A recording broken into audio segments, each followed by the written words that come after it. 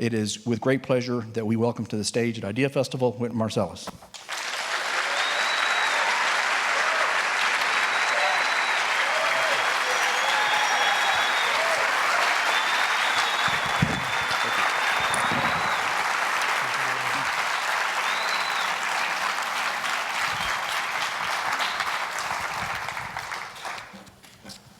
Thank you. Thank you for being here. There's so much to talk about and so little time, but again, I've got to start out. Again, just whenever you're ready, start going up to the mics.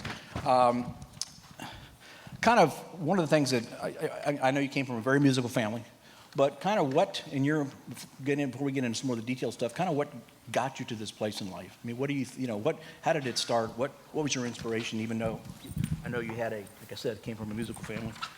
I think my inspiration was my father. He was a jazz musician, and we lived in Kenner, Louisiana, which is outside of New Orleans, a very country, old southern town, segregated. All the black people live on one side of the railroad tracks, and he was an anomaly. I would go to gigs with him, and they were always sparsely attended, maybe 6, 8, 10 people. And for some reason, through the years, he just continued to play. I really respected the integrity that he showed. He was also erudite. He was very studied, and his understanding was I always related to him and his struggle to kind of raise the consciousness of our area and also of our country in his way as a jazz musician. And also my mother was a person, she's from the St. Bernard Projects, deeply soulful, but very original. I'm left-handed like her. She's very fiery. She's different from my father, who was more laid back. She had a lot of fire and heat, and also very believed in intellectual accomplishment, interested in things, very opinionated. So kind of a combination of the two of them. My mother was also a social worker. So just seeing her go into people's homes when people were having a very hard time, harder than the time we were having, and we weren't having a great time, but she really knew how to handle people in very difficult situations. Even something as simple as cleaning a house, kind of hands-on approach that she would take, and I learned a lot just watching them. I mean, there was a lot of music in your house, but was there, I mean, did you find yourself, I was telling Wynton before, actually, both of my parents were in the big band era, and I grew up in a very musical family as well, but myself and none of my brothers had any musical talent or inclination, so it's not enough. It's kind of nice to be in that, but we were surrounded by it. I mean, did you find yourself just instinctively kind of attracted to music as opposed to some other form of art, or was it just kind of natural, or do you? No, I didn't really gravitate toward anything but the popular music when I was a younger kid. We didn't really play music that much. My father was on gigs. He was hustling, trying to pay for all the kids he had, and he listened to his music, and we knew we respected it. We respected him. Most of my experience with musicians happened to be at gigs. So it was always clubs somewhere, and I was always the only kid that was in a club at 12 or 1 o'clock. And then the musicians were standing around talking for another hour and a half on the corner somewhere. So just being in that environment and being exposed to the reality of how they viewed the world and what their life was really like prepared me to, when I understood what I wanted to embrace when I wanted to become a jazz musician. I didn't have a romantic view of that life, and we didn't sit around in our home at the piano listening to music or having like music hour and stuff. Lots of people say, what was it like? We were having a hard time. So we had like the type of dysfunction that you have when your family is struggling. We had love. We knew our parents loved us, but we struggled too also. It wasn't a perfect situation. Yeah, so did you see, I mean, given that when you first started out was being a jazz musician, I mean, you said you struggled, so it wasn't necessarily a romantic thing you were thinking about? No, I believe practice. My father would practice, so I loved the music. None of my friends were really into it. They had never heard of any jazz musicians. Maybe people knew Louis Armstrong's name, but certainly had never heard any of his music. We're very much the kind of Marvin Gaye, Stevie Wonder, James Brown kind of generation of Afro-American Southern people. No consciousness really about the music or culture in general. It wasn't immediate. And I was attracted to it. Got along with all my friends, had a great time, like playing ball, hanging out, but I loved the music, and I like to turn my friends on to the music, and they weren't against it. So anytime I could say, man, you ever check out Miles, or you ever check out Coltrane or something, I would try to turn them on to it. And I got into the music that way. When did you actually, I mean, did you, in a sense, did you take actually formal lessons, or did you kind of just I always had lessons. My father's a teacher. Yeah, so you basically learned from your parents. I had trumpet teachers the whole time. I wasn't serious about playing. So my first teachers, I would go to a teacher, and they would be like, the first teacher was really one of my father's closest friends, a guy named John Fernandez, who was the band director at Xavier University. At that time, he and my father were band directors of kind of black schools in the rural South, places like Breaux Bridge, Louisiana, Opelousas, Little Farms. That's actually where we were living. And we called him Johnny. Then he was Mr. Fernandez. Of course, he was my first teacher when I was 6, and he told my daddy, forget about this boy, it's not. And, you know, we had all sons, and he had all daughters. So we were always, man, is Johnny going to bring his daughters to this concert? And eventually, I had really good teachers. I was fortunate with the quality of instruction that I received and the type of love that my teachers showed me, more than even the information. John Longo was my first teacher I had when I became serious. I was 12. I asked my father if I could study with him. And I would go to his house. He was struggling too. So the deal was my father was going to give him piano lessons, and he was going to give me trumpet lessons, or I could pay him $5. But I never paid him the $5, and he didn't get the piano lessons. But he would teach me for hours. You know, I'd go to his house, and it's very much familiar. All his kids would be running around. Sometimes he'd answer the door. He'd still have his drawers on. He'd be like, man, my little student is here. And his wife would have some good New Orleans food, good coffee. You know, we're always very food people. Yeah. When what you want, you know, go over there. And I sit down and wait for him. And he put on records for me. The first lesson, he put on the Chicago Symphony. He said, this is the way he would talk to. This Adolph Hirschfeld, bro. Check out his sound. Then he would put it on, and while I was listening, he'd be like, then he would say, this is Clifford Brown with strings. Check out his sound, bro. Then after he would do that, he would say, play a G. I play a G, said, check your sound out. Then he said, we're gonna make your sound go from that to this. And he taught me, it was very much like love he showed me. And it had nothing to do with kind of payment. It was just like I was in his family. And he respected my father as a musician. Once again, they were all having a hard time trying to make a living playing. Nobody really was into the music so much. Jazz, even though New Orleans was known as that, modern jazz struggled in the city. And then I went from him to George Jansen, was the teacher who had taught John Longo. And George Jansen had come from the North. He was the only teacher who would teach black students in the 50s when it was segregated. So he was a man who I had just the deepest respect and reverence for, because I knew of the history and the tradition. And he gave me lessons in my junior and senior year, sophomore year in high school. And once again, it was more like a familial, even though I couldn't go to his house to get my lessons because his wife didn't want black people in their home. But he treated me with so much love and respect, and I had the same for him, that he was a great teacher. And he's passed away now, but I think about him all the time. Mm-hmm. How about you? You were a pretty good student? Did you like school? I was a good student. Did you like it? I mean, did you like the non-music academics? I made all A's. I was very serious. I was serious about school because at that time, there was always a thing about the black students don't make certain grades. You know, my father was very smart. My mother was very smart. I think when I was in elementary school, I would always get a B in the last quarter so I wouldn't be the top student because of the kind of segregation and the ignorance of the era. I showed my 18-year-old son that once when he was complaining. I said, here's my report cards from 3rd to 7th grade. You'll notice it's all A's, but there's one B in the 4th quarter of every year. That's so I would not be the one who received the first prize. But I was always very serious about academics, and I wanted to learn just to learn. And I continue to try to learn and educate myself. Mm-hmm. And this very much comes from my parents, comes from my father, and the fact that he was always reading and interested in education and educating himself. How did that non kind of music education that you're giving yourself influence your music? I mean, I just read. Some of you haven't read it. It's worth reading. I just got through reading actually the memoirs about Dylan, and I was struck how much reading he did and how much that he thought about that. So I'm curious what in every way. Yeah. I had mentors when I came to New York. The great Albert Murray was one of my mentors. Stanley Crouch, writer. Ralph Ellison, I was in his company a lot, and I learned from him. Also, August Wilson, I had the opportunity to be with him and speak with him. And Alvin Ailey, all the great Afro-American figures from the other arts, I always had the opportunity to be with them because I was younger and I was serious about the arts. They took a lot of their time to teach me. When I first went to Romare Bearden's studio, I was 19. I didn't know who he was. he'd agreed to do an album cover for me, and I presented him with a drawing of what I thought he should do. So I didn't even know it was stupid until he looked down at it. And you know how you look down at something and you don't want to look up? So you're trying to figure out how to fix your face so that when you look up at the person. So when I saw him looking down at it, then he looked up at me while still looking down like. And when he looked at me, I realized I had done something ignorant. But I still actually wasn't sophisticated enough to know what. And he said, "This is what you want me to do?" Then I understood, so I said, well, maybe if I just say something, he'll. So I said, well, yes, sir. No.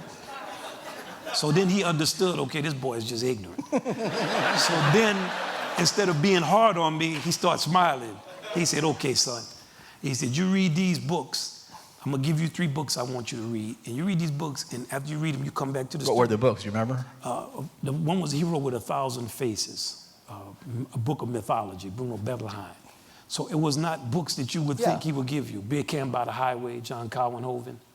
It was stuff that you thought, what? Constance Rourke, American Humor.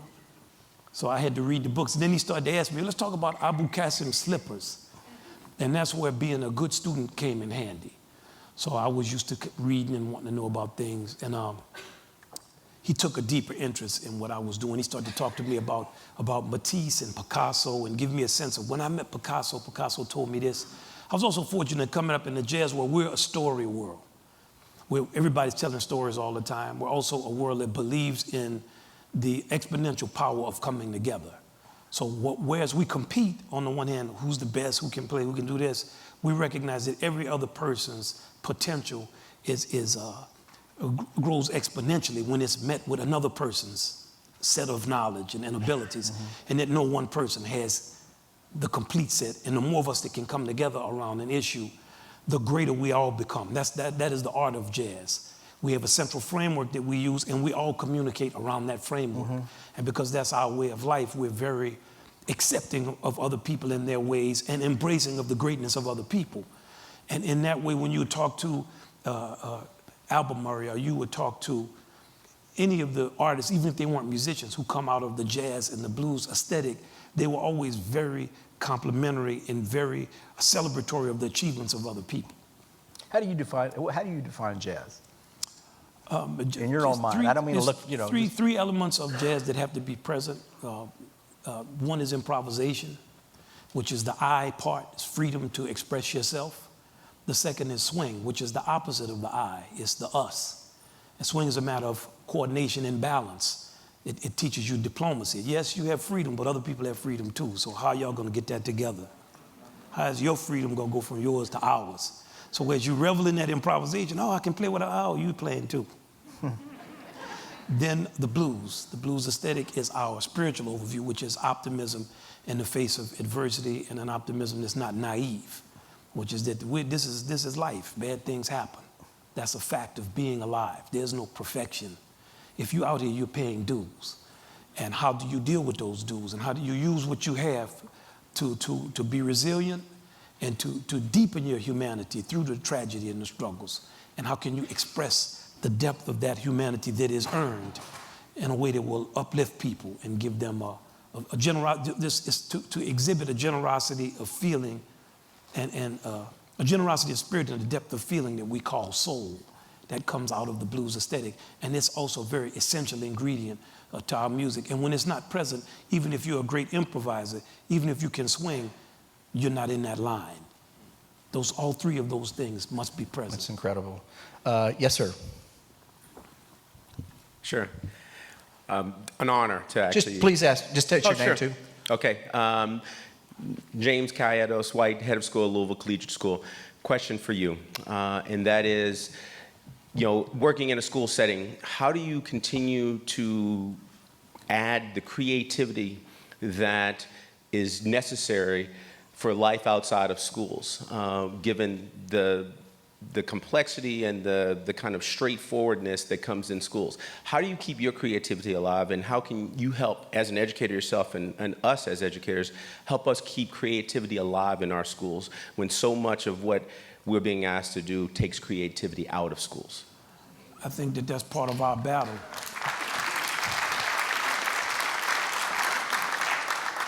You know, we all battle with cliches. The first cliche is the cliche of ourselves. The routine that we will naturally fall in, things that we just do because they're convenient, opinions that we formulate that have nothing to do with reality. We just believe things that we have inherited, things that other people have told us. I think that to find creative inspiration, all you got to do is look to the students that you're teaching. Every one of them is creative and have things that they will teach you. We just did an exercise with my students at Juilliard. Just let them talk and hear what they think about things. In terms of dealing with administrations and battles that always occur when you're dealing with forms that don't serve you well but have been in existence, you have to always try to change those forms, and you have to be intelligent because there's a political aspect to it. And I think that the best way to be intelligent around politics is to have an alternative form, not just an opinion that a form is bad. Okay. We battle with form a lot. In jazz musicians, our mastery is mastery of form. When we can agree on a form, we can improvise with people anywhere in the world. But when we cannot agree on that form, we're going to sound like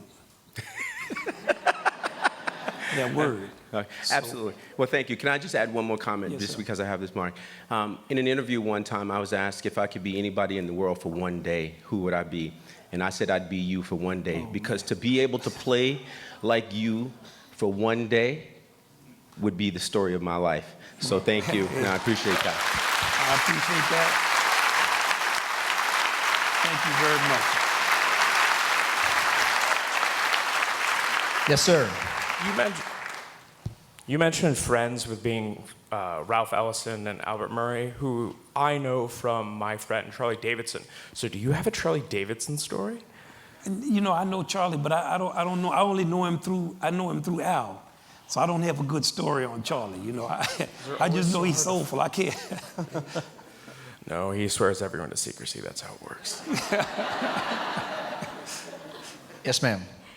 My name's Deborah Potts. I'm from Louisville, and I was just wondering if you'd share one or two recordings you've made that you are maybe most excited about, and what inspires the excitement.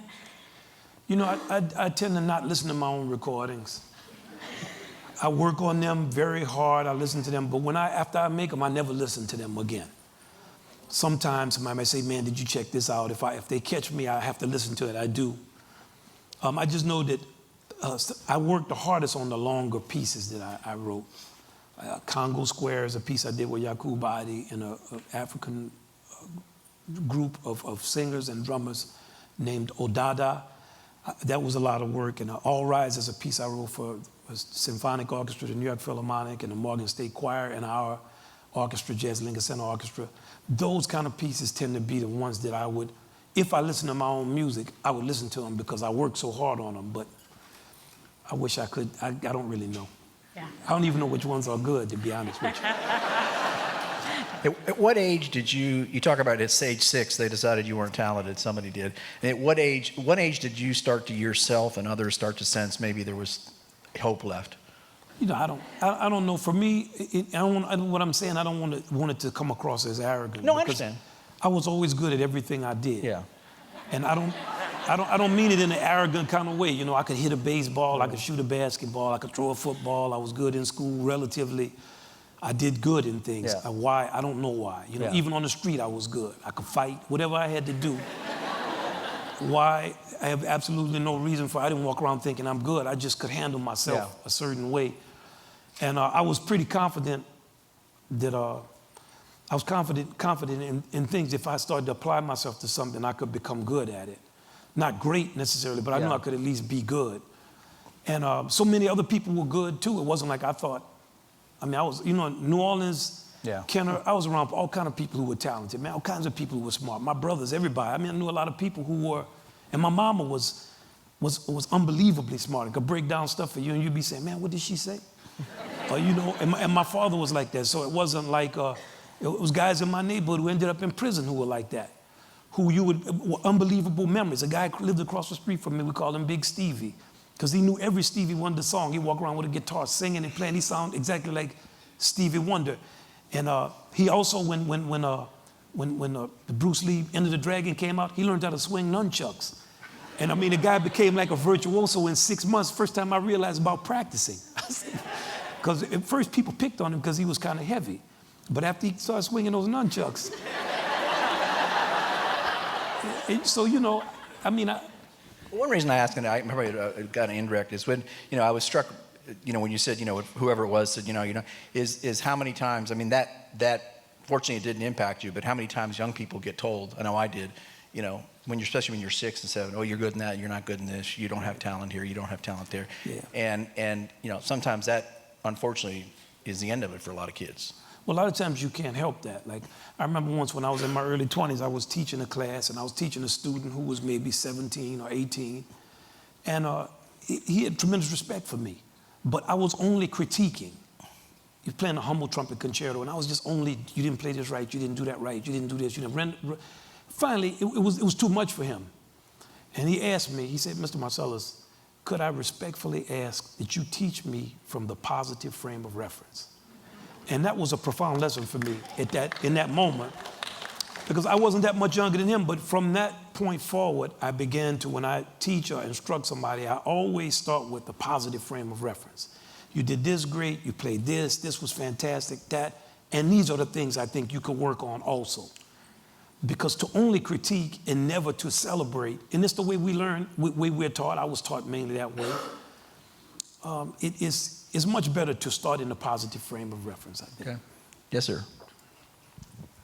I'm Ted Wathan. I'm from Louisville. I'm a photographer. Yes, sir. In the mid and early 80s, whenever I worked in the darkroom, I always listened to music. And at that time, we had a public radio station that played all jazz. And I remember the first time I heard you, and you must have been 18, 19 in early recordings. Sorry. And, and I'm making a print, and I'm going, wow, who is this? And then Jerry Weston, who was our disc jockey, said who you were, and I said, God, this guy is the next Miles Davis. The question is, did you have a relationship with Miles Davis? I did. It was very rocky.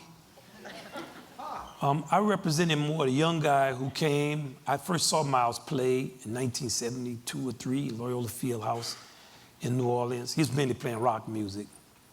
I thought, man, this is Miles Davis. I didn't have so much of a Catholic understanding of jazz or rock. I mean, I kind of knew what jazz was because it's what my father and them played. We were playing funk. And when I came up from a philosophical standpoint, he and I were adversarial. I was very influenced by him and his sound when I was growing up, listening to a lot of his music, very influenced by him, not just him as his playing, but also him philosophically. Because he was always the one jazz musician who had integrity and would talk about racial issues in the 1950s when it was risky to do that. When I came to New York and wanted to be about jazz, he felt that you should not be about jazz anymore. He was mainly playing funk and pop music that we had played. And his playing of funk and pop music was okay. It wasn't on the same level of his jazz playing, of course, by far.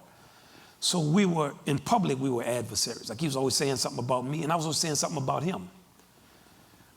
But it was interesting that once there was a program written about him, and he asked me if I would write the salutatory words for him, which, of course, it was an honor for me to do it. I talked about his music. I had studied it. But in public, it was always something he had to say that I didn't like. And whereas all the other musicians always just bowed down to him, I knew a lot of his music and bowed down to his playing when he was playing.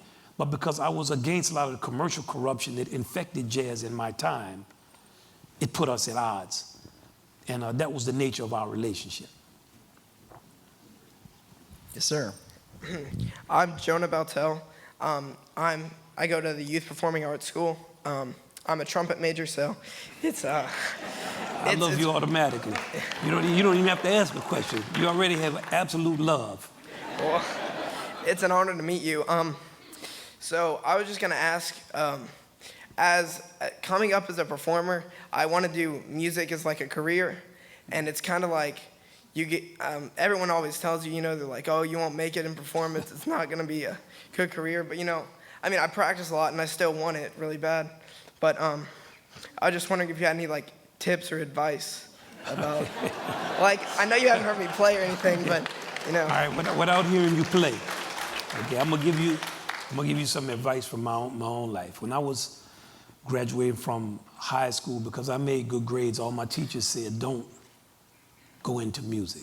Don't waste your brain on music. My mother was like, man, you're gonna struggle like your father did. You know, you don't want that kind of life. It was always a struggle. I don't think you should go into music. So I asked my father. He was the one I had seen actually struggle with it. So you think I should go into music? He said, man, I only have one piece of advice for you. Don't have nothing to fall back on. So that's it. That's the advice I'm gonna give you. I don't know whether it's good. Thank you. Without hearing you play, it's hard to tell you, but if you're passionate and you have a dream to play, you have to fill that dream out till the last, play it out till the very last second. Now, once you reach that last second, though, you got to know it's that time. But until it's that time, live that dream, you know, follow that dream and do what you got to do. Yes. Yeah, my name's Nathan Cole, and I do stuff. I live here in Louisville. But I had two topics that I was just curious to hear your thoughts on. One you've already brushed up against a bunch of times just there when you talked about don't waste your brain on music, and you've obviously talked about how you know, you just found yourself with an aptitude for whatever you approached in life. And I've found that a lot of people who genuinely just have a gift at music tend to be very intelligent people who do have an aptitude for most things they approach in life. I'm curious to hear what your thoughts on that are, why that is, what the nature of that is. And the second is, I do a little bit of music myself, and you know, one of the biggest challenges with music is when you find yourself in that rut, you know, overly familiar with yourself and stuff. You've obviously been doing this a long time. Do you find yourself in ruts? And when you do, what do you do to get out of them? Okay, it's two good questions. First, about music and intelligence. Once I was in St. Louis, maybe could have been 15, 20 years ago, and I happened to open the paper, and I was looking at all of the National Merit finalists in the St. Louis area were on the paper, were in the paper, high school students. And I noticed that about 70% of them were musicians. I think music is so connected to memory. We learn how to speak through music. Music teaches us teamwork, it teaches us individuality, it teaches us discipline, it connects us with the history of the form, which is music. It deals with everything that's invisible, thoughts, emotions, and music is also a deep meditation. It allows our brain to rest on music.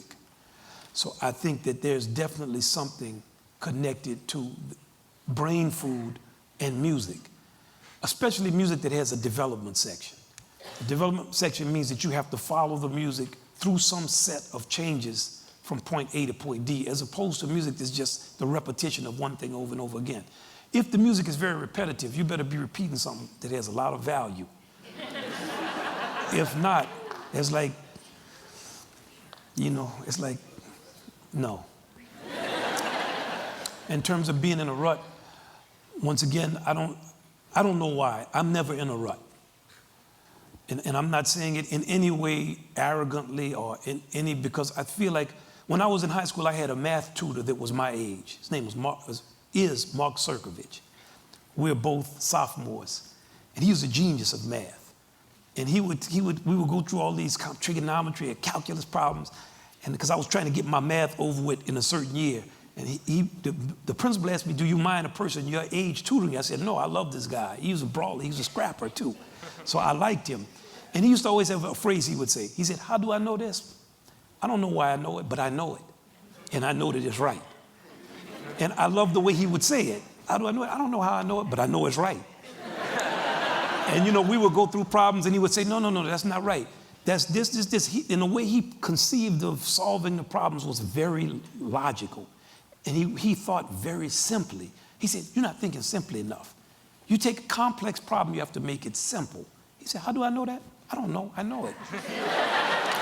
He said, and he used to always say, I don't know it any less because I don't know why I know it. As a matter of fact, I might know it more. So I tend to look at it that way. Like sometimes a person cannot give good advice on something that they don't know about. And the thing I appreciated about what he would tell me is that, yeah, I look at these very simply, try this method, but I don't know why I necessarily know it, but I know it. And I feel like I'm always creative. I can always come up with music. I always have ideas. But other people always have them too. And I also can embrace other people's ideas. And I embrace, with my own band, we have 10 arrangers. We have composers. We play their music every night. We don't just play my music. And when we began playing everyone's music, the band became much better. When we began unleashing all the talent we had, every night, most of my time is sitting, listening, trying to remember everything everyone plays. And it's all of our jobs as jazz musicians. And we hear so many different ideas. Even last night in the gig, I took a conscious effort to take elements of some of my other musicians' solos and play in my solo. With a trombone player, Chris Crenshaw, I took his actual phrase he played on a monk tune called Epistrophe, and I played that actual phrase and developed my solo off of his phrase. Ted Nash, another one of our musicians, started laughing. He said, I know that you developed your material from Chris. I said, yeah, that's because I noticed you were laughing at that phrase when he played it. And Sherman Irby is another one of our unbelievable musicians, alto saxophone, great arranger. We played on another monk song called We See, and he played his solo starting off playing very fast phrases, and he ended playing slow blues phrases. And I played right after him. I started my solo playing very slow blues phrases, and I ended very fast. So he laughed and said, I see you tried to play what I was playing in reverse. So, you know, as jazz musicians, we have the opportunity to play with each other and improvise and incorporate each other's ideas. So I always feel like if you're in a rut, just look at the person right next to you. They're not in a rut.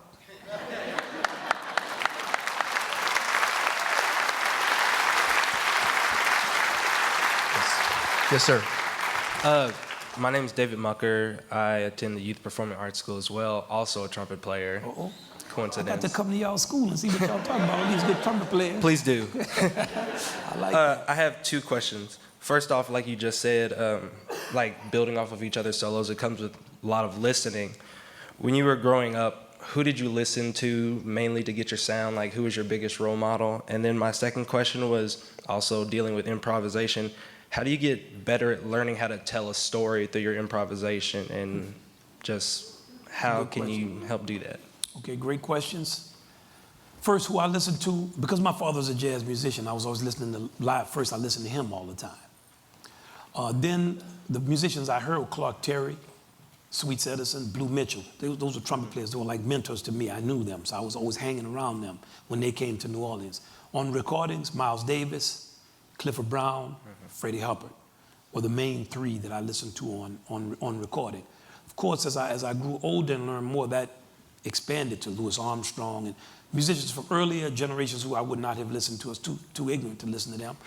I began to incorporate him, Roy Eldridge, who I also met when I was in high school, but he was so much older than me, I didn't have the proper respect.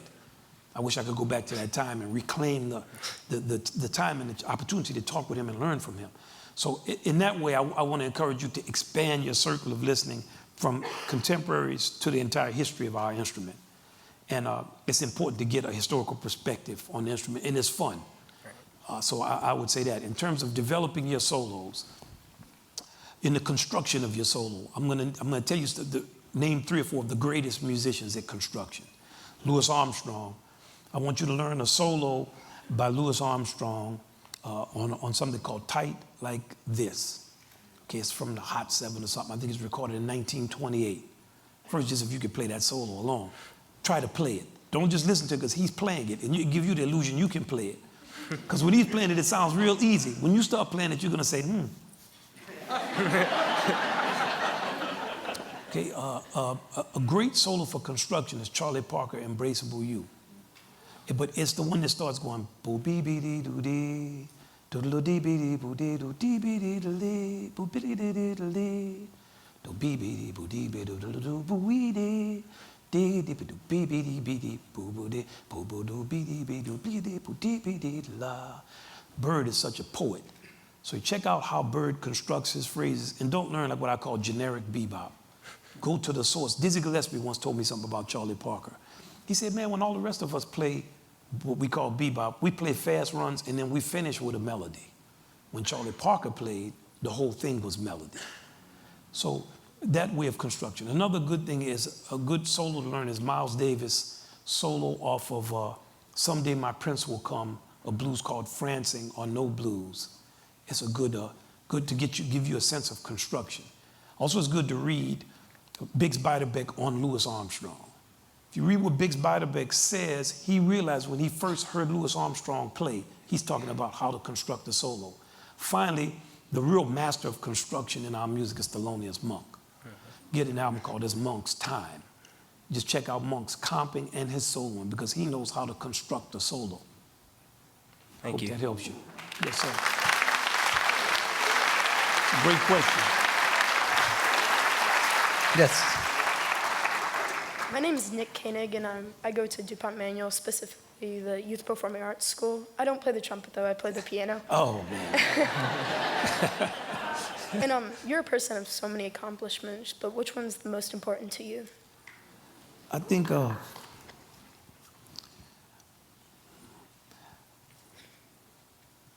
I didn't drive my kids crazy. Probably. You know, I had a teacher, William Vacchiano, told me something. It was a great lesson for me.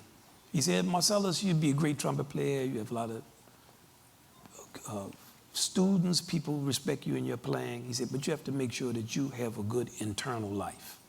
See, if you internally are happy, your life is happy. If you internally are unhappy, your life is unhappy. So I think for me, the thing is to maintain a kind of healthiness in your life and a positivity. And that affects the people around you. So that's the thing that I tend to, how you manage your immediate situation. Does that make sense? Yeah. So when I wanted to strangle one of my kids, I didn't do that. I think that would have to be it. Okay, thank you. Right. Good luck on your piano. Yes.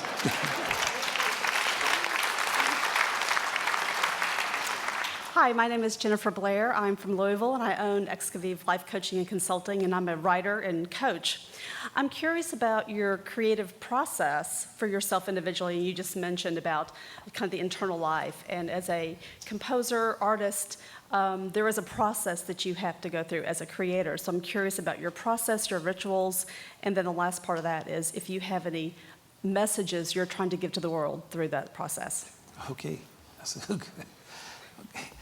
The first thing is, for me, I'm always late because I need the pressure. I need a lot of pressure, always. I need to be under a lot of duress. I generally like to work where there's a lot of noise, so it makes me focus and concentrate. I believe in a lot of outline and background material. And I believe in getting the material from my own experience. So I just recently worked on a piece that was about Santeria and the Cuban Orishas. And it was a profile of eight gods in the Santeria religion, and they're like Greek mythology, like Christian saints. Like it has a lot in common with the things that there's in the hero with 1,000 faces in mythology. I find myself always returning to some type of mythology. Then I have copious outlines, and outline is not music. Just the background information on each of those gods and who it relates to me and who it syncretizes with in the Christian religion and what it is. So I do a lot of background information. Then I do a lot of background musical information. So I will go, when I wrote a mass, I went as far as to know all of the kind of early masses, listen to all of the early, all the way back to Palestrina's masses to try to just understand. Then the Afro-American mass, the form of the mass related to the old, went to the Schomburg Library, got all the original spirituals when they were first written down, listened to the original tapes. I tend to go to original source material. I have a notebook full of notes, just what do I want to do, techniques I want to use, and I'm very systematic about what I want to accomplish with that piece. And then I chart the entire form. So if a piece is an hour and a half long, I'm going to have 40 pages of notes on it. Then I chart who's going to play when and where. I start to lay out all of my forces and how I want them to relate. Then I start to write it, and I change a lot of it, because then I go by, because it's been fermenting in my mind. And then when I sit down, I'll work 20 hours a day. Like, I like to just go there. It's just like, now I've gone from like 3 weeks, I almost didn't sleep. The last 3 weeks before we went on this tour, just writing this piece. I'm always under pressure. I'm always just, and I do everything longhand. I try to feel it. And so that's my process. I want to be thorough. I want to do a lot of work before, and I want to combine it with what I know about. So when I started to deal with Cuban music, it connected with a New Orleans drummer named James Black, whose music I grew up listening to. Because we're connected to Cuba, we're connected to Havana, we're New Orleans, we have a common clave. Our bassist, Carlos Enriquez, grew up in the Afro-Latin tradition. I sat down with him and all of the grooves, and he put bass lines on it and showed me how the bass lines work. Then we started to talk about what were all these grooves and how they could. So I tend to bring my people in that I know can teach me. And even though he's a guy who was my student, now he's teaching me. And I try to, that's kind of my process. Then I try to be very thorough in how the integrity I show all the way to the end. Like when I get tired, then I even become more intense about it. And I always have a central theme, a thing that I'm trying to say. And I think to answer your second question in terms of, another thing is I'm very meticulous in the macro and the micro. I want to put dots over every note, a dash. I want the dynamics. I want to write all the notes. I want all the harmony. I want to deal with the macro form, which I start with the big form, and then I proceed to that little form. But when I get to the little form of every note, I'm not going to be lazy. Because you want to be lazy. After you've conceived of a piece, you don't really necessarily even want to write it. Because it's in your head, all the fun of it is now it's not fun to write it. So I try to have integrity about that process. And then in terms of what I'm trying to say, I think it's in a piece that, for some reason, my pieces always come up with some things always are in common. One, a woman is always delivering the message that I want to be delivered. I don't know why, me and my mother fought a lot. But I think there's just the respect I have for her integrity, which she represented. In my piece, All Rise, that was probably the piece I worked on the hardest. I drove maybe 15 copies out of their mind in New York for 6 months. I had people in around my apartment the last days. They couldn't just, my ears were literally burning when I finished writing that. It was hundreds of thousands of notes. And I think in that, it's about, the words are about us people coming together in the power of collectivity. And it says, all rise. And it's about our Lord has given, it's one word says, our Lord has given us all something that just refuses to die. Open your heart and see, then you'll hear the sweet song of what I sing. It's for you and for me. Then I turn it into like I'm trying to get somebody's phone number. Baby, don't run from me. Okay? So I try to take like some high thought and put it right next to a thought that's not. So do you know, I think that's what I'm trying to figure out, how everything just comes together in that way and is uplifting. Great. Thank you so much. Yes, ma'am. Thank you. Sorry for the long answer. That's right. Hey, Mark. Hi, Mark Christie from Louisville. Thanks so much for being here and spending the time with us. So thank you. I think one of the themes that runs through most of this conference is the impact on technology, on our lives, and disruption of industries and that kind of thing. And I think music is clearly no exception to that. So I just wanted to get your perspective on the impact of technology and music, and particularly with the fact that you can make synthetic music now very easily compared to the traditional way that you make it. And then also the future of music and how how can some of the folks that have asked questions, how are they going to thrive in this, or can they thrive in the new music and technology era? Okay, great. First, I think for jazz, we're always connected to technology. Talk about the fact that you could get recordings. Jazz grew with the advent of the recording industry, with the radio, the microphone. All of these were tools that we used. When we went to different types of recordings, hi-fi, when we went to stereo, all of that was great for jazz. We went to CDs, great. Now instead of having the 45 minutes, now you can put an hour and 20 minutes. Digital, even better. You have access to stuff. You can put it in format any way you want. You can make it available to people. You can get the entire history of a recorded form. Like I love Spotify. I love all the things where, man, I can just get on there and just press Louis Armstrong's name in and boom, I can put a song in. I can hear 50 versions of it. Technology is great. The advent of synthesizers, computerized music, all different sounds, great for movies, great. The rise of DJs and people who have taste and can apply their creativity to music by putting sounds together, fantastic. I think there was a Twilight Zone. I don't know if it's a Twilight Zone or Star Trek. It's somewhere I saw this years ago. And I don't know what it was. I can't even remember it. I mean, Stanley Crouch and I were talking about it, where somebody went in a room and a kid was listening to something. And he said, man, what is that horrible noise that they're listening to? He said, oh, that's their music that they make. He said, but, and then the adult said, yeah, everybody does that now. So I think that with my son who's 18, I noticed with he and his friends, they play with music a lot. Music is now like, I would always tease them and say, instead of playing music, they're playing with music. But music is fun to play with. So I think if people can get in a room and play with sounds and come up with beats and patch things together, it's a lot of fun. The only thing that I worry about is if personal fun starts to replace music, or people who know about music, or people who have a kind of shamanistic understanding of music, or that, if that starts to happen, then I worry. I don't know that that will happen, but I feel that the more education we have about music, and we know the lineage of great music from the beginning of time, our own musical efforts won't be confused. Like, I like to play basketball. I have a good jump shot, but nobody wants to look at that. I mean, if you want to look at it, something is wrong with you. And I feel that about a lot of what passes for music.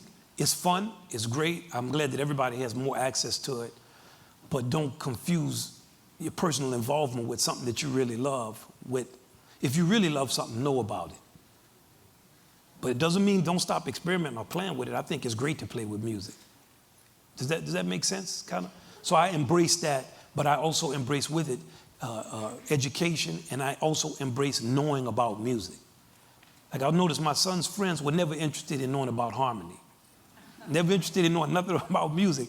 But they didn't mind saying, man, check this out. Okay, I'll check it out. Yeah, that's interesting, man. You know, that's what y'all are doing, okay?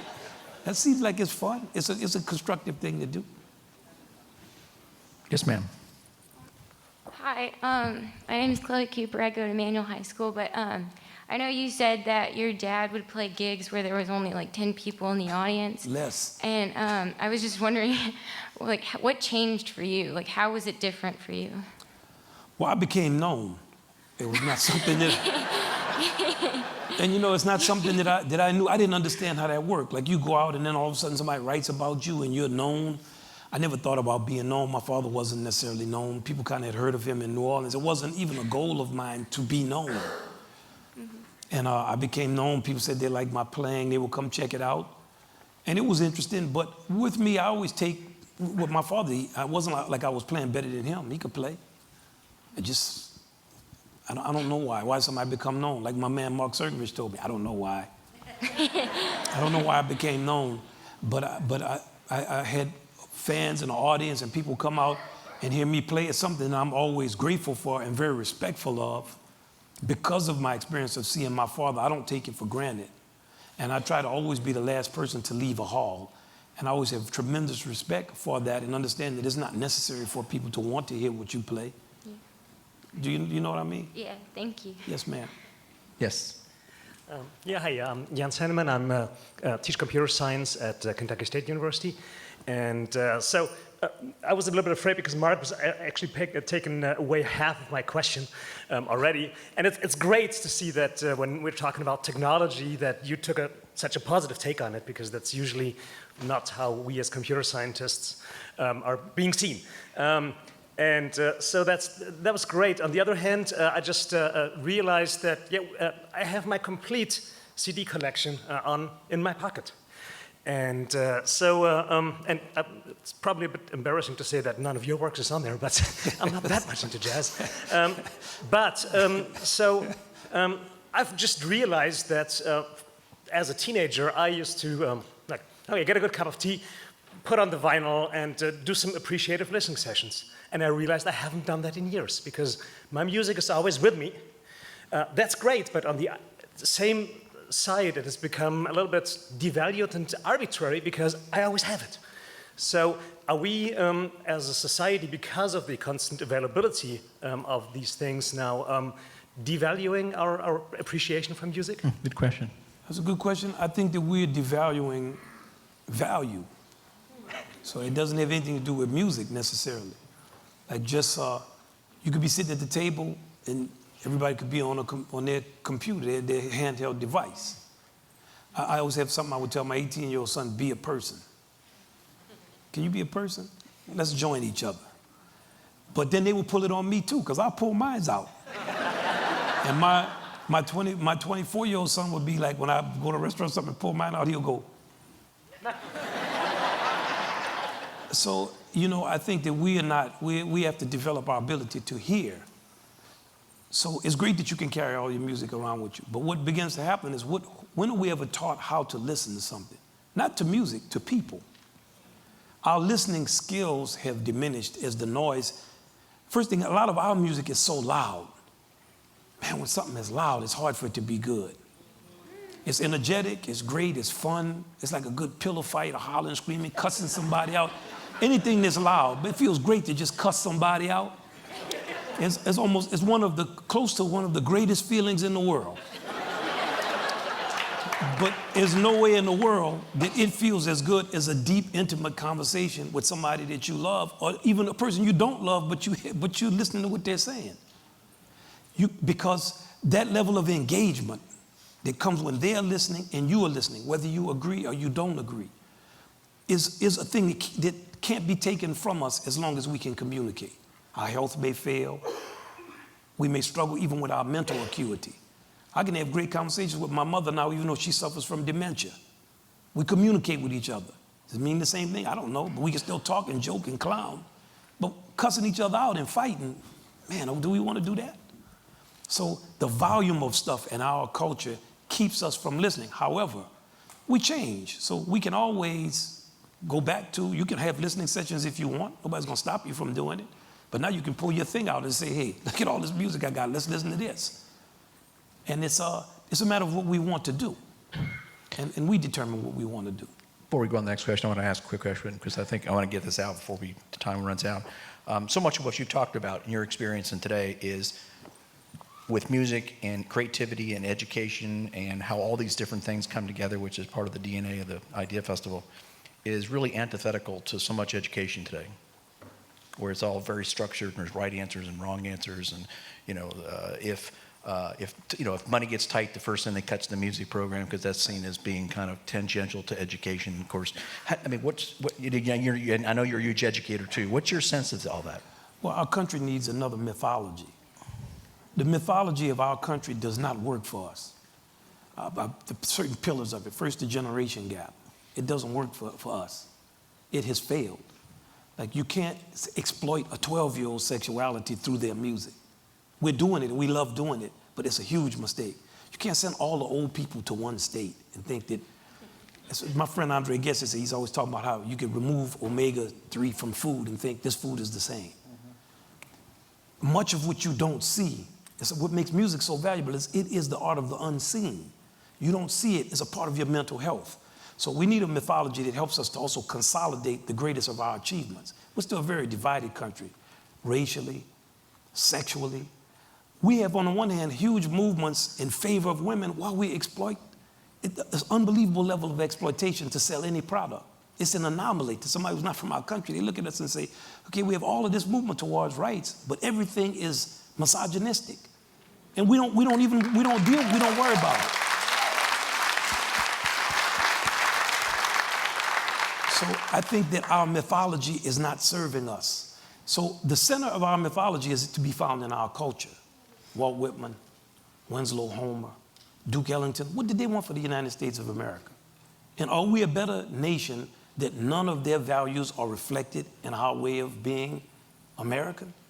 There's no way in the world that what we're choosing to be is anywhere near on the level of what our history of achievement would lead you to believe. Now, of course, we have the legacy of slavery. We have the legacy of all many dark things in our country. But we also have survived those things. It's taken a toll on us, but there are many people in our mythology, the best of our people were always people who stood against those things and stood for developing democracy and stood for enabling people to achieve a higher level and stood for embracing others and not being greedy and not allowing the capitalistic tendency to exploit everything to overwhelm the democratic imperative to embrace things and increase wealth and well-being for everybody. This is to be found in our arts. We don't access that. So since we don't access it, we get rid of it, then we just have some politician stand up and spew and quote facts and figures which are always incorrect and inaccurate. 50% of such and such, 73% of this, 93%. Man, I wouldn't even know the percentage if it was in front of me. And that then takes its place. Then we go by what somebody looks like. Oh, well, they look like this, so they must be my people. They're in favor of me. And most times they're not in favor of you. So we just need a new mythology. And we've tried to provide it. Jazz provides an unbelievable mythology for the United States of America in terms of our achievement. We were integrated before baseball. But there are other American arts that also provide great examples. Unfortunately, we don't know any of it. I ask kids after every gig, can you name one American folk song before 1960, and can you play it? These are musicians. Besides some fiddlers, I've never had a kid in 20 years name a folk song and be able to play it. Not one. That's a lot of kids. That will tell you something about where we're coming from as a country. One more question, real quick. Yes, sir. Okay, my name is Jumin Kim. I'm also at DuPont Manual and the Performing Arts School, but I'm a cellist. So I love sadly. you. Don't apologize for it. But I used to play piano, and you said that when you became a teacher through a positive framework, it kind of affected the way you really taught your students. And I quit cello or piano a long time ago mainly because my teacher, he was really straightforward, and by straightforward I mean he was really brutally straightforward. And he was probably the main reason I quit playing piano, because he made me hate that instrument. So how do you think the positive framework that you changed to, does that make you a better teacher, performer, and even a student in music? No one knows how these things work. Okay, that was your experience. You take another kid right next to you, could have a teacher that picked on them, and they could say, I'm gonna show them, I'm gonna play better than them. We do the best we can. As parents, as teachers, we make mistakes, that's life. You have to determine what you want to be, and you take the mistakes that were made on you and determine that you will turn those mistakes into positives for yourself. There's no perfection on earth. I don't care who it's from. Your teacher made a mistake with you. I apologize for that teacher. But it's up to you to take that experience and turn it into what you want it to be for yourself. The piano doesn't care about you or your teacher. Do you understand what I'm saying?